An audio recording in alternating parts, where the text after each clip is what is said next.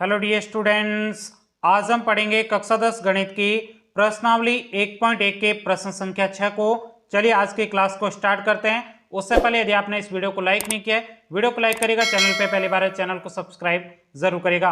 प्रश्न संख्या 6 में कहा जा रहा है, व्याख्या कीजिए कि 7 गुणा 11 गुणा 13 प्लस 13 और 7 गुणा 6 गुणा 5 गुणा 4 गुणा 3 गुणा 2 गुणा 1 प्लस 5 भाज्य संख्या क्यों है। देखिएगा साथियों, यह प्रश्न आपके बहुत ही ज्यादा सरल है। मैं आपको सबसे पहले आसान भाषा में समझा देता हूं। जैसे कोई भी संख्या है वो आपके भाज्य संख्या है या फिर नहीं, तो आपको सबसे पहले तो भाज्य संख्या की परिभाषा पता होनी चाहिए। तो यहाँ पे मैंने भाज्य संख्या की परिभाषा लिखी है, वह संख्या जिसमें स्वयं एवं एक के अलावा किसी अन्य संख्या का भाग जाता है तो वह भाज्य संख्या कहलाती है। आई बात आपको समझ में नहीं आती, मैं आपको आसान भाषा में समझा देता हूं। जैसे यहाँ पे कोई भी संख्या है, मैंने 8 लिख दिया।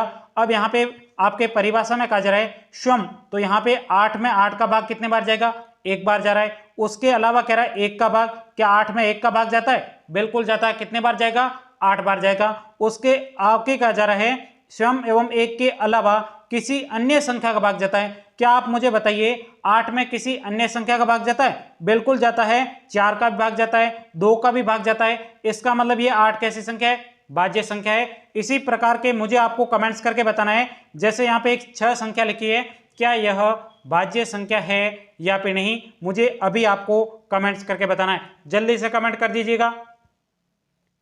कर दिया कमेंट, बहुत अच्छी बात है। एक और मैं आपको एग्जांपल समझा देता हूं। जैसे यहाँ पे लिखा हुआ है 4 गुणा 2, ये आपके क्या होगा, 8 हो गया।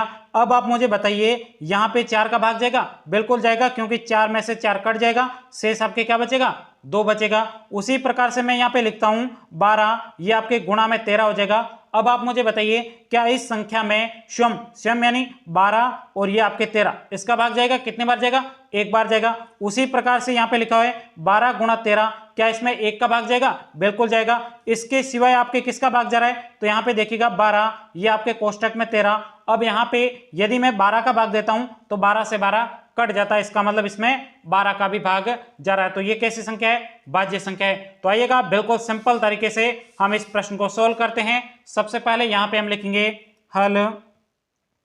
अब यहाँ पे आपके 2 प्रश्न दिए गए, ये आपके पहला और ये आपको दूसरा प्रश्न दिए गए। तो एक प्रश्न को आप पहला प्रश्न नाम दे दीजिएगा। अब यहाँ पे इस प्रश्न को लिखते हैं 7 गुणा 11 गुणा 13 प्लस आपके 13 दिए गए। अब यहाँ पे आप मुझे बताइए, कोई संख्या कॉमन आ रही है, बिल्कुल आ रही है। यहाँ पे 13 संख्या क्या आ रही है, कॉमन आ रही है। तो यहाँ पे 13 को कॉमन ले लेते हैं, शेष आपके क्या बचेगा, 7 गुणा 11 गुणा आपके 13, 13 में 13 का भाग देंगे, एक बार जाएगा। उसके बाद हम प्लस यहाँ पे इस 13 में भाग देंगे तो एक बार भाग जाएगा। अब यहाँ पे थोड़ा आगे सोल्व कर देते हैं, 13 7 गुणा, यहाँ पे देखिएगा 1 का गुणा 11 से करेंगे, 11 प्लस का आपके 1 दिया गया है, इसको यहाँ तक करना है सोल्व। अब ध्यान से देखिएगा साथियों, इसमें यदि हम 1 का भाग देंगे पूरी बार जाएगा, वापस इस स्वयं संख्या का भाग देंगे तो भी आपके एक बार जाएगा। और इसके सिवाय यहाँ पे देख सकते हो इसके गुणा में क्या है, 13, यदि हम 13 का भाग देंगे तो 13 से 13 कट जाएगा। इसका मतलब इस संख्या में स्वयं एवं एक के अलावा कौन सी संख्या का भाग जा रहा है, 13 का भाग जा रहा है, इसलिए यह कैसी संख्या है, भाज्य संख्या है। तो यहाँ पे आपको लिखना है अतः संख्या आपको क्या दे रखी है, 7 गुणा 11 गुणा 13 प्लस 13 संख्या में स्वयं एवं एक के अलावा 13 का भी भाग जाता है, इसलिए यह भाज्य संख्या है। कैसी संख्या है, भाज्य संख्या है, ANS। यहां तक आपके इस पहले प्रश्न का उत्तर हो गया। अब यहाँ पे आपको एक और प्रश्न दिए गए, इस प्रश्न को भी अभी हम सॉल्व करते हैं। यहाँ पे लिखते हैं हम दूसरा प्रश्न। अब इसमें आपको संख्या क्या दे रखी है, यहाँ पे आप देखिएगा संख्या दे रखी है आपको 7 गुणा 6 गुणा 5 गुणा 4 गुणा 3 गुणा 2 गुणा 1, उसके बाद में प्लस आपके 5 दिए गए। अब आपको पता करना है कि यह भाज्य संख्या है या फिर नहीं। बहुत ही सरल है, यहाँ पे लिखते हैं हल।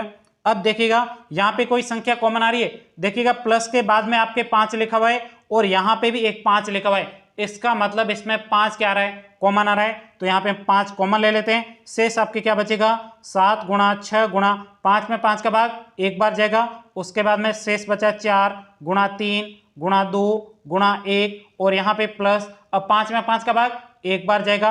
अब यहाँ पे थोड़ा आगे सोल्व करते हैं 5, यहाँ पे 7 गुणा, अब 6 का गुणा 1 से करेंगे 6, उसके बाद में यहाँ पे गुणा में 4 गुणा में 3 गुणा में 2, यहाँ पे 1 का गुणा 2 से करेंगे 2 आ जाएगा। उसके बाद में यहाँ पे प्लस का क्या बचा है 1 बचा है। अब ध्यान से देखिएगा साथियों, यदि हम यह संख्या दोबारा से इसके नीचे लिखेंगे, इसका मतलब इसमें स्वयं का एक बार भाग जा रहा है, इसके अलावा 1 का भाग देंगे, 1 का तो सभी संख्याओं में भाग जाता ही है, और उसके अलावा यदि हम यहाँ पे 5 लिखते हैं तो 5 से 5 कट जाएगा, इसका मतलब स्वयं एवं 1 के अलावा इसमें 5 का भी भाग जा रहा है, इसलिए यह कैसी संख्या है भाज्य संख्या है। तो यहाँ पे हम लिखेंगे अतः संख्या क्या दे रखी है 7 गुणा 6 गुणा 5 गुणा 4 गुणा 3 गुणा 2 गुणा 1 प्लस आपके 5 संख्या में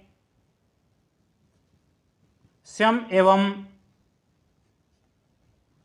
1 के अलावा किस संख्या का भाग जा रहा है 1 के अलावा 5 का भी भाग जाता है, इसलिए थोड़ा ऊपर लिख देता हूं, इसलिए यह भाज्य संख्या है, भाज्य संख्या है ANS। यहीं तक ही आपको इस प्रश्न का उत्तर लिखना था। उम्मीद करता हूं ये पूरा प्रश्न आपको अच्छे तरीके से समझ में आया होगा, और ये परिभाषा यदि आपको याद नहीं है तो जल्दी से आप इस परिभाषा को भी याद कर लीजिएगा। मिलते हैं नई क्लास में, तब तक के लिए जय हिंद जय भारत।